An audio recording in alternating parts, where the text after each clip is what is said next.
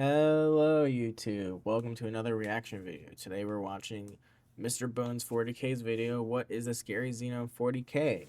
I'm interested because there's plenty of scary Xenos, but I'm curious what's even scarier because I know there's a bunch of book lore that has stuff that we haven't seen on tabletop. Alrighty, let's get watching. Hi, I'm Arthur. Hi. In 40K, you gotta admit, when they have a big scary bug, it's pretty scary. The various Xenos races of 40K are pretty unnerving at base, as much as we want to think otherwise. This setting is actually filled with a bunch of weirdos. The Eldar are not actually a beautiful elven race. They're a bunch of gangly freaks that move in a way that, in more ways than one in my times reading the lore of this setting, has been described as sickeningly fluid and unbroken. And when I say sickening, I mean literally. Some people have actually gotten nauseous looking at it. The Tau, as much as you guys want Fish that Shadow lady, Sun lady fish be lady. the big titty blue goth Yes. of your dreams, I'm Yes. sorry to say she won't ever be, and also she's probably pretty gross looking in person. Only real chads like Votan women and men, who cares? Regardless, I think instead of focusing on the minutia, we gotta cover some things that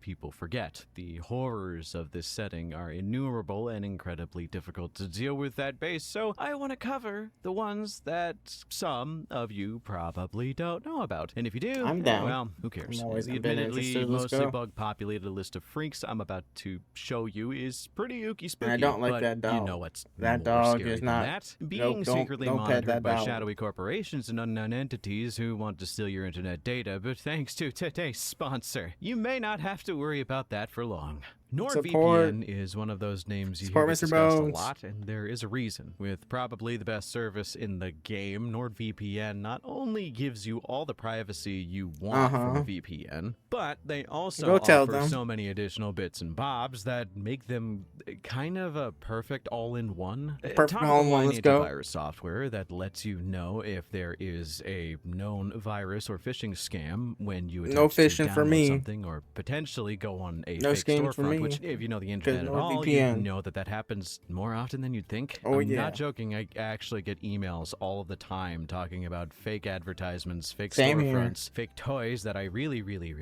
want, but can never get because it's a fake store that just wants me to click on it so it can track my IP or do something horrible. But thanks to something like NordVPN, I can actually get a heads up that this is a little sus. So to get all the benefits that I'm talking about, you should download NordVPN. Not only getting their all-in-one security app, but I got an exclusive deal for my audience, plus an additional 4 months if you click my link in the description, or pin comments, or just use code Mr. Bones. It's also pretty risk-free, as they have a 30-day money-back guarantee. So if you're not satisfied with the service, it's just cash back, no hassle. Thanks to Nord for sponsoring this video, and let's get back to those spooky aliens. Okay, I'm going to be 100% with you. Most of these are probably going to come from the Calixis sector because, fun fact, GW puts too much world building into the 40K tabletop RPGs. This is likely because they can't just rely on all the established races to fill out their roster. The Necron can't be your enemy all the time, so why not have it be a psychic tiger, like floating meat balloon with muscular teeth? For those who don't know, the Calixis sector and the surrounding areas are kind of the most played in parts of the universe in regards to the 40K tabletop RPGs. So starting off, we're gonna immediately dive into it with a classic, and we've got the Rack Gall. You're hard-pressed to find something more deserving of a horrifying mention on this list, and also more hard-pressed deserving of a faction out of these books, as the Rack Gall are one of the biggest scourges of the Halo Stars and the Calixis sector. They are an octopedal race of lizard people who have a really decent control over their physical bodies, with 8 arms that can also be legs, but also be a mix. They can actually transition between skittering on 8 legs to walking on 4 legs to, I assume, walking on 2 legs. I love the design. Usually, the remaining limbs are used for murder, and they tend to do that a lot, as that's one of their favorite things. Fun fact, they are a piratical faction in nature, raiding human vessels for raw materials. Now, you may ask, raw materials for What? Well, my dear yes, please. goblins, ghouls, and, I don't know, vampires, this is where things get interesting, because, well, the Rakghoul have almost zero rejection to technology being grafted onto them, which lead to them having a society that is divided into two parts that intermingle with each other. First part is the raider and violence-based half that is about ripping things apart and stealing shit, and the other is almost, in a way, techno-shamanistic, where they see it with a semi-secular religious worship. Yeah, I was way too smart for this video. We gotta just start talking about dumb shit now. With their culture seeing a weird level of reverence towards lizards that have the lizard balls to replace their arms with chainsaws and or cannons, or some kind of wacky torture device that springs out barbed tendrils that exclusively target the holes of enemy combatants. They seem to be weirdly... I want, can they go to Ow? Can I go to Ow? That'd be dope. Oh, that'd be cool. Oh, they look so cool, man. I'd love to see them in the tabletop. Overly aggressive, with no chance to negotiate anything. This also leads to them being kind of maligned by anyone who is in the Halo Stars or the Calixus sector. Though also, fun fact, they may or may not be a weapon organism that was genetically crafted by another race that was used to wipe out humans as like a final fuck you, and that's the Uvath. Yeah, it's actually a point of study that the Rakghoul should go out of their way to hunt down Uvath technology. Some say it's because their bodies just adapt to it better because they're kind of linked to them potentially, or because they are a weapon that is missing a key element to make them perfect in a way. Either way, a 10-foot tall lizard cyborg with weapons that range from kill you instantly to the Hole Finder 6000 is something you don't want your ship to get boarded by. Speaking of Hole Finders, okay, I'm sorry, I'll stop with this bit. It's run out. Yeah. We have the Slot, the maggot men, either found in the Halo Stars or found in the Calixus sector. The Slot are dangerous. They are kind of what I guess would be considered it's that guy from Destiny 2.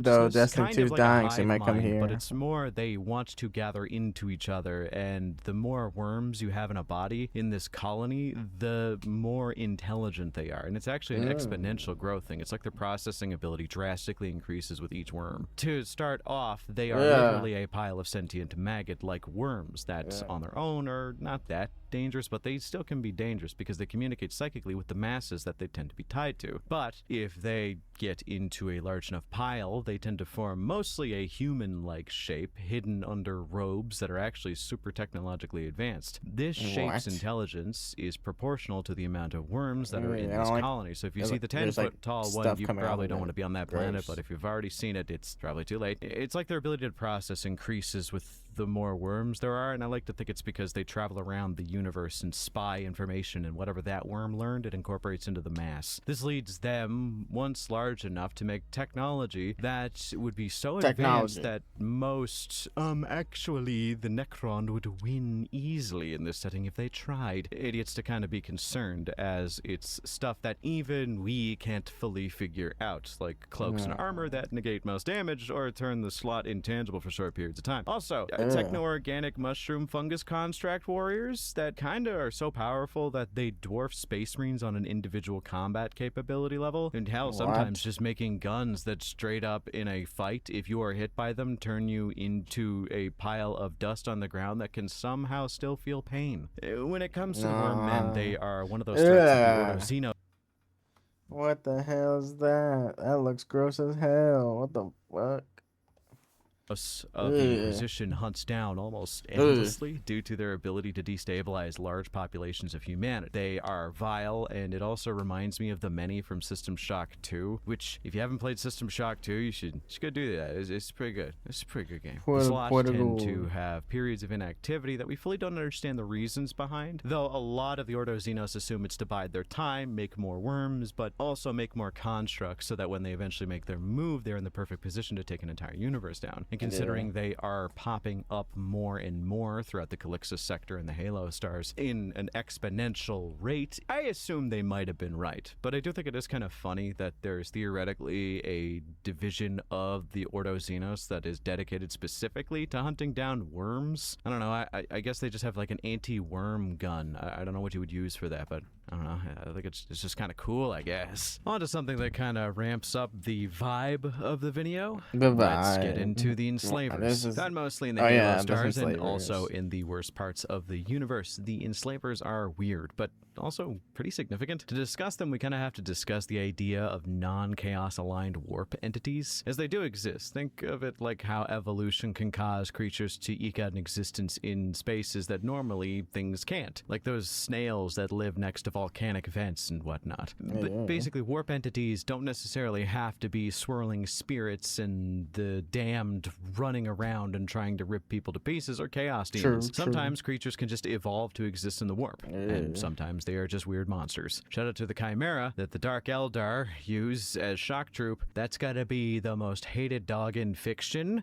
And I watched all of the Airbud films, so I can attest. You watched all of them? In the warp, there are these things called the enslavers. Their reproduction cycle is something we only scarcely kind of understand, where they find a wayward mind of someone who has a connection to the real world, but they are also psychic. Someone who doesn't know to cover their thoughts to warp entities like the enslavers, and even more often than that is someone who doesn't even know they're a psyker yet. They start by infesting the person's mind and feeding off of the psychic emanations of pain and fear that they usually give off, and this causes kind of a rapid and horrific transformation, turning them into this massive meat portal that allows swarms of actual enslavers to enter into real space, and that's when the real hell begins here. Non-psychers can be afflicted where they end up having their brains and emotions consumed by these things, turning them into essentially just zombies, which once the enslaver larva or whatever is fully formed, they're like what they're called in D&D,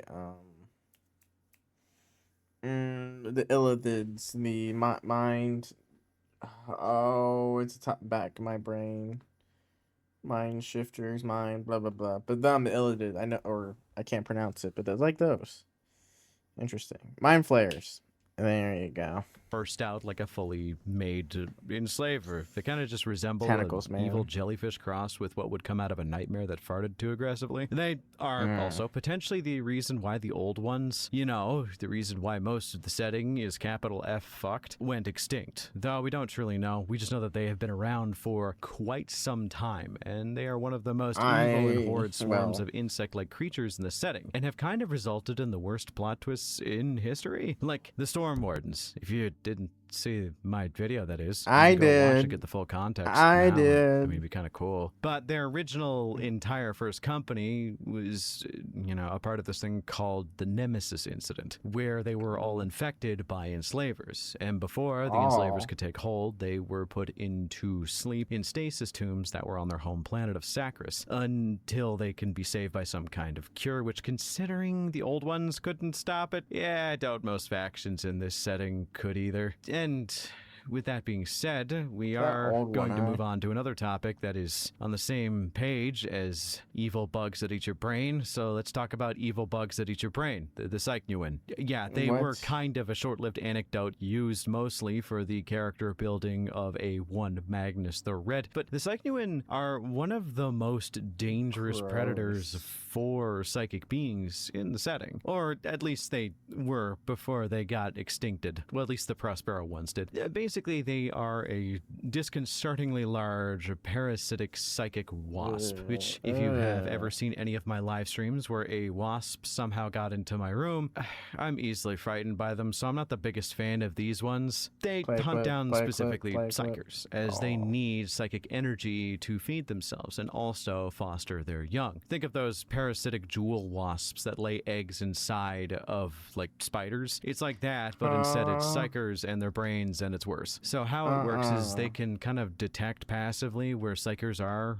in a certain radius and are able to psychically transmit their eggs into the brains of a psyker. Because the eggs themselves just need to get in through your nose. They're like the size of a grain of sand, but once in there, it's about to get pretty unpleasant, as it doesn't take long for them to hatch, and a small grub begins to eat your brain. This is what we call incredibly unpleasant, as if you didn't know, there's actually a lot of nerves in your brain, and also your pain centers are there too. So you have a maggot eating your brain from the inside out, and once it has eaten all of it, it hollows out the rest of your body, and then finds a place to go turn into a cocoon before exploding into a horror from the deepest pits of hell. Luckily, unlike the enslavers, they aren't nearly as dangerous. They're not, like, invulnerable. You could kill them with conventional arms. It's just not that easy because, you know, giant flying evil psychic bug, but they are still not the best to deal with. I mean, from the factor of them being icky alone, I would probably just nope the fuck off the planet if ever I found out that they existed, but I'm also just a big weenie who doesn't like bugs that much. Regardless, before we get into what I think is probably the scariest alien in 40K, I kind of want to give you guys this small segment to discuss what I guess could be considered a dishonorable mention. I made a video a while back about the Iron Lords, a chapter whose sole mission is to kill off this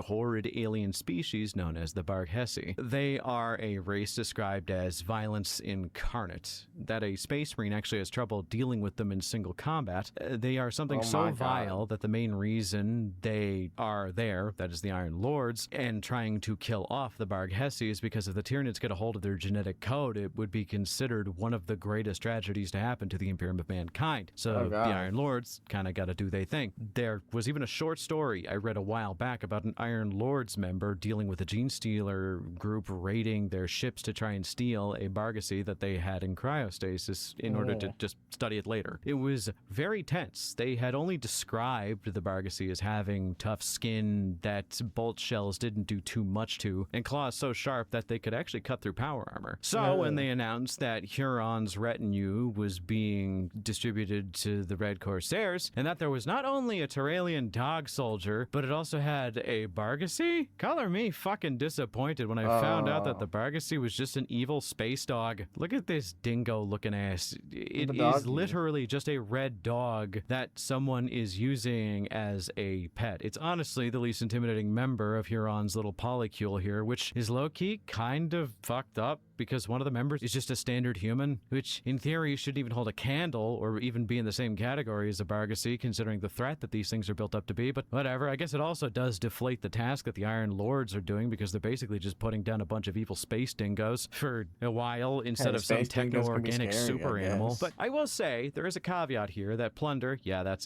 his name, the dog that the dog soldier has is just an adolescent, so maybe there's a metamorphosis and they get significantly larger as they get older, but who knows? It's just not that intimidating or scary, and they built it up to be those two things. So I don't know. I just wanted to bring this up because I had no idea where else I would put this, so who cares? So I have one more treat in my bag of goodies for all of you, and this is what I consider to be the scariest Xenos, alien, whatever, in the entirety of 40K. But before I play my hand and give you this last little treat, let me give you a story.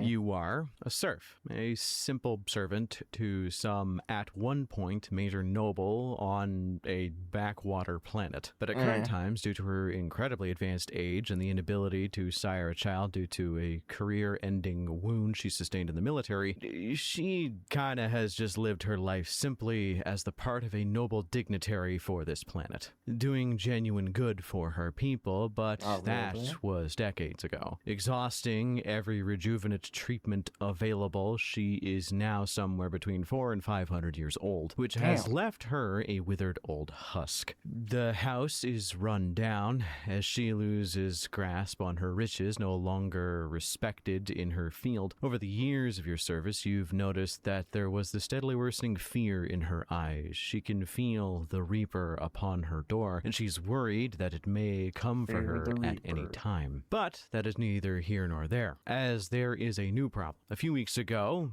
some rather eloquently addressed individual showed up at her door. Now, it's not uncommon for your mistress to receive equipment that isn't exactly legal. Working with cold traders off and on has kept her afloat financially, but this time was different, as she seemingly depleted the last of her wealth for a single item, a small, unassuming necklace, something that resembles any other low-cost brooch with faded white pearls on the string. The necklace itself is a bit gaudy, resembling a large beetle, perhaps some kind of scarab. Seemingly bankrupting herself for this item has led to some changes. From then onwards, things grew strange. She was never seen without her neck and chest covered, usually by a long-necked blouse, a dress, or even a thickly banded choker. But if she stretches just a bit too far, you can see the vague hint of red, irritated skin underneath. But stranger still, she is changing. Her body standing taller as her skin becoming fresher and fairer, less wrinkled. Her hair returning to its original blonde sheen she had had several rejuvenation treatments ago. Her body looked like the stunning image of a confident woman maybe in her 30s, and her disposition, at least in the beginning, was lovely. She was filled with life once again, bouncing around her decrepit manor, cleaning, organizing, and preparing to relaunch her career on this backwater, though it was, albeit for naught, as the planet had run dry of all the main exports and resources it needed years ago. It didn't really stop her. She seemed happy for once. For years afterwards, she seemed stronger, faster, and smarter every day, venturing to the hives and coming back with deals for minor trade and certificates that would maybe bring back some of the wealth that she had lost for this necklace. With the confident swagger she had not had in a very long time. That's when you notice things. Maybe you just don't see her do it, and maybe it's just a coincidence, but you could not actually account for the last time she slept. Does she even sleep anymore? Seemingly the only times you do catch her is maybe once a week, and afterwards she is in a foul mood, as it seems she's plagued with monstrous nightmares. After decades of service to her, you notice even further changes, her hands elongated and becoming bony, but not like the old woman she was, more like some kind of mythological creature from Terran myth. She stops hiding what was under her neck, revealing scarred tissue that seems to be something similar to hardened bony plates if you were to look close enough. But she would never let anybody get close enough to see that. This is when the disappearances begin. She stops laughing. She stops smiling. Only seems to be content when she finishes off some kind of meal of which no one is allowed to prepare it other than her, and no one is allowed to watch her as she eats privately in her study. You know what she is doing, and you know what is going on, as when she leaves, she is absolutely caked in gore. You, out of fear or loyalty, refuse to leave or bring it up. More people go missing. Soon, her staff begin to go missing to sate some unending hunger she has, but even more disconcerting is she grows increasingly more reclusive, not easily found. Even in her own house, she is relegated simply to a scratchy voice hidden behind a door. With a hissing sibilant similar to that of a pit of sentient vipers, you should leave, or rather you should have left, but as you finally contemplate doing so, almost as if she could hear your thoughts, you hear the thudding of a large entity behind you. Unfortunately, it is too late. Your mistress is gone, and what is in her place is very hungry. Halo devices are one of those things I think about a lot from the setting. Coming from the Halo stars, they are XENO's relics, usually resembling a piece of regular jewelry that the Inquisition will fight tooth and nail to kill anyone who has one, anyone who says they have one, or anyone that even knows about them. They come from an unknown place in the Halo stars, and when attached to a human vessel, they begin to burrow into their skin and become a part of their body, reverting them back to the peak of their lives. But this is short-lived, as they slowly, over the course of years, begin to grow into a monster. The likes of which could only be described as, I guess, just a vampire on crack. I don't know, I always imagine them like the Reapers from Blade 2, if you've ever seen that. This is a good movie. Fun fact, they are actually mostly immortal, only being able to be killed with shit on the level of like movie Goku tossing someone into a sun. Even oh my god.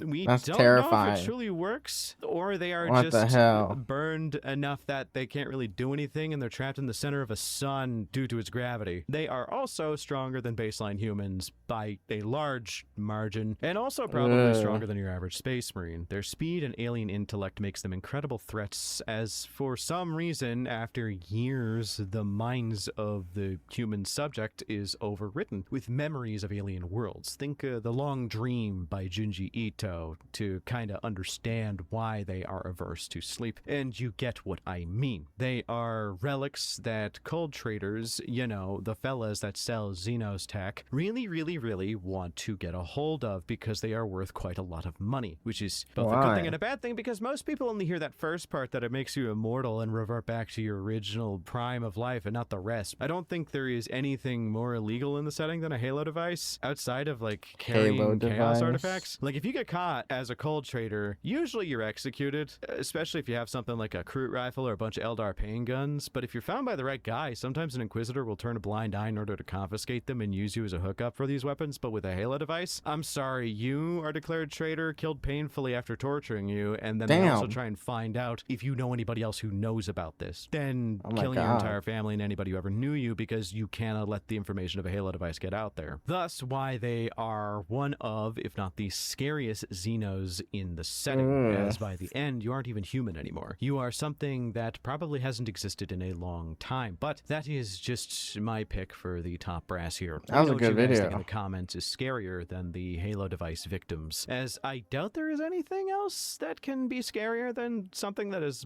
both at the same time a reference to Dracula and dementia, but I could be wrong. Special thanks to my channel members for supporting me. If you want to get an extra couple videos per month, have a little bit more interaction with the channel, then consider becoming an Arthur Lord. It helps me out, helps pay him out, and helps the channel as a whole. Thanks once again for watching. Until next time, I hope you all have a wonderful night.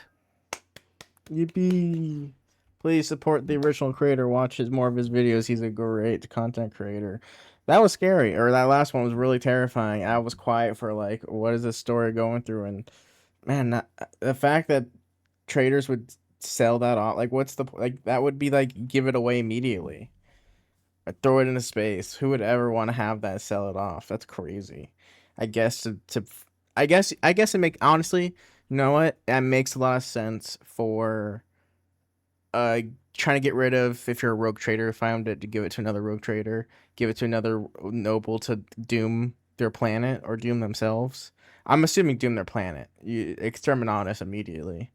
But thank you, YouTube, for watching. If you liked the video, please put a like button, subscribe if you think I'm funny and interesting enough, and please, of course, subscribe, like, and enjoy more of Mr. Bones videos. Thank you very much, YouTube. Have a wonderful day. Bye-bye.